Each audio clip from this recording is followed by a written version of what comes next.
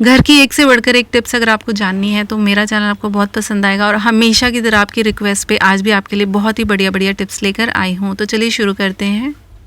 पहली जो टिप है वो कप्स को लेके। हमें अच्छे अच्छे कप्स वगैरह जमा करने का बहुत शौक होता है, लेकिन घर में जगह की कमी के कारण हम कप्स को अच्छी तरीके से स्टोर नहीं कर पाते हैं। मतलब बड़ा बॉक्स लगता है, ज़्यादा बड़े बॉक्स में कम कप्स रखे जाते हैं। तो आज आपको एक बहुत सिंपल सा ईजी सा तरीका बताऊंगी। चाहे वो जो आपने पहले देखे वैसे कप हों या जो बाद में देखे वैसे हों, आपको किसी भी बॉक्स में रखने से पहले इस तरीके से इसे लेटाना है, और इसका जो हैंडल होता है एक के अंदर दूसरा इस तरीके से हम डालेंगे, जैसे कि आप वीडियो में देख पा रहे हैं। ये देखिए, ऐसा करने से ये एक बॉक्स जैसा बन गया है। अगर आपके पास कोई चौरस बॉक्स है, भले प्लास्टिक का हो या कार्डबोर्ड का हो, तो उसमें ये बहुत ही आसानी से रखे जा सकते हैं। अगर 4 नहीं 6 कप हैं तो 4 को ऐसे रखें और 2 को उसके बाजू में एक के अंदर हैंडल डाल के एक रख दें। अब आप सोच रहे होंगे कि ये वाले कप के साथ ऐसा हुआ है, दूसरे किसी शेप के साथ नहीं होगा, तो इसलिए मैंने आपको 2 तरीके के कप्स दिखाए हैं। देखिए, दोनों की शेप बिल्कुल अलग है, लेकिन दोनों को इसी तरीके से रखने से बहुत कम स्पेस लगती है, आपस में इंटैक्ट रहते हैं, टूटते नहीं हैं, और कम जगह में ज़्यादा कप्स आप रख पाते हैं। तो इस तरीके से आप भी किसी चौरस बॉक्स में रखें। अगर आपको ये टिप पसंद आई तो वीडियो को लाइक ज़रूर करें।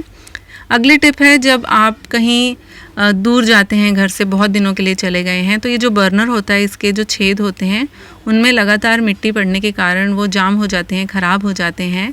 तो उसको सेव करने के लिए बहुत ज़्यादा सिंपल और इजी तरीका है। इस तरीके की कैरी बैग थैलियाँ हमारे घर पे अक्सर होती हैं। तो आप क्या करें कि ऊपर का जो स्टैंड है उसे निकाल दें, उसके बाद में ऐसे थैली डाल दें और फिर से स्टैंड को इसके ऊपर रख दें।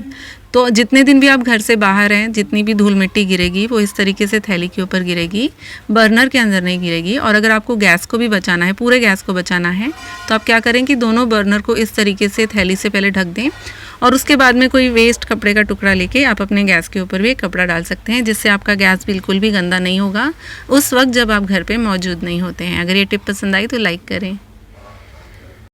अगली जो टिप है वो मेरी खुद की पर्सनल फेवरेट है। हर रोज़ मैं ऐसा करती हूँ। हम जब भी बर्तन धोते हैं तो उसके बाद में जो बेसिन होता है उसे ऐसे ही रात को छोड़ देते हैं। जितने भी कॉकरोचेस हैं या कान खुजोरे होते हैं, बहुत आसानी से जो पाइपलाइन है उसके थ्रू यहाँ से बाहर आते हैं और गंदगी घर में फैलाते हैं। तो आपको क्या करना है, बाकी खिड़की दरवाजे तो बंद कर दिया, अब ये जो एक रास्ता है कॉकरोच का, हमें उसे भी बंद करना है। तो सबसे पहले तो आप सफाई अच्छी रखें। मैंने यहाँ पे अच्छे से साबुन से सिंक को धो दिया है। धोने के बाद अगर हो सके तो इस तरीके का कोई बचा कुचा प्याज का टुकड़ा आप डाल सकते हैं, लेकिन ज़रूरी नहीं है कि प्याज का टुकड़ा आपको डालना ही है। जिस दिन डाल सकते हैं डालें, जिस दिन नहीं डाल सकते हैं उस दिन उसके बगैर ही कोई भी कटोरी या कोई बर्तन इस तरीके से उल्टा करके सिंक के ऊपर रख दें। ऐसा रखने से रात को जो कॉकरोचेस हैं उस छेद से बाहर आने की कोशिश करते हैं, लेकिन क्योंकि ऊपर एक बर्तन पड़ा हुआ है वो बाहर नहीं आ पाते हैं। तो आई होप फ्रेंड्स आपको वो भी टिप पसंद आई होगी। अगली जो है वो इस तरीके के जो बिल्कुल सॉफ्ट दुपट्टे होते हैं या बिल्कुल सॉफ्ट साड़ियाँ होती हैं नायलॉन वगैरह की, जो बहुत ही आसानी से हैंगर के ऊपर से नीचे गिर जाती हैं। जब भी हम उसे टांगते हैं तो ज़रा सा भी हैंगर अगर हिल जाए तो वो नीचे गिर जाती है, क्योंकि हम उसे इस तरीके से टांगते हैं। देखिए ऐसे।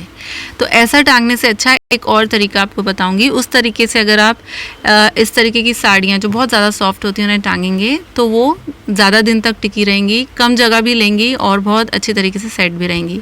तो आपको वैसे फोल्ड नहीं करना है। ये देखिए, इस तरीके से एक ऐसे फोल्ड कर देना है।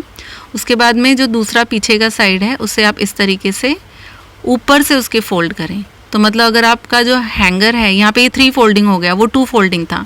तो अगर जो आपका हैंगर है वो हिलता भी है, कोई हाथ भी लगाता है, तो 3 फोल्डिंग होने की वजह से जो भी साड़ी है या दुपट्टा है वो आपके कबर्ड से नीचे नहीं गिरता है, भले वो कितना भी हिले। तो जो भी इस तरीके की सॉफ्ट साड़ियाँ या दुपट्टे हैं उन्हें टांगने का यही तरीका अपनाएं, जगह भी बचती है।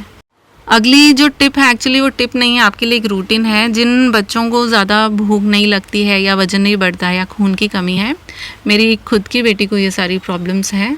तो वैसे तो हम बाहर से बहुत सारी दवाइयाँ ले सकते हैं, लेकिन मैंने ये शुरुआत की है। पहले थोड़ी ज़बरदस्ती करनी पड़ी, लेकिन अब उसे इतनी टेस्टी लगता है कि वो खुद ही खाती है। हर रोज़ मैं उसे एक मुट्ठी भर सिंगदाना और साथ में थोड़ा सा गुड़ खाने के लिए देती हूँ। शुरुआत में उसका जो टेस्ट है वो नहीं बन पा रहा था, इसलिए वो खा नहीं रही थी, लेकिन 1-2 दिन उसे ज़बरदस्ती खिलाई तो अब वो खुशी खुशी खाती है।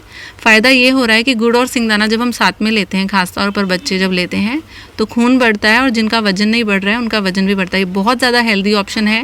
उनको जब भी थोड़ी बहुत भूख लगी होती है तो उन्हें चिप्स बिस्किट्स वगैरह देने से अच्छा अगर आप ये देते हैं तो 2 फ़ायदे हैं। एक तो उन्हें हेल्थ भी मिल रही है, चिप्स वगैरह से भी दूर रह रहे हैं, और एक क्या कहते हैं वज़न बढ़ाना, खून बढ़ाना, तो हर एक पेरेंट का सपना होता है कि हम अपने बच्चों को कुछ अच्छा हेल्दी डाइट दें। तो ये बहुत अच्छी डाइट है।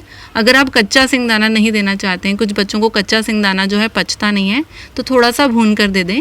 लेकिन अगर उन्हें कच्चा पच जाता है तो आप कच्चा ही सिंगदाना इसी तरीके से दें। तो आज की कुछ हेल्थ टिप्स और कुछ किचन टिप्स अगर आपको पसंद आए तो वीडियो को लाइक करें और चैनल को सब्सक्राइब करें।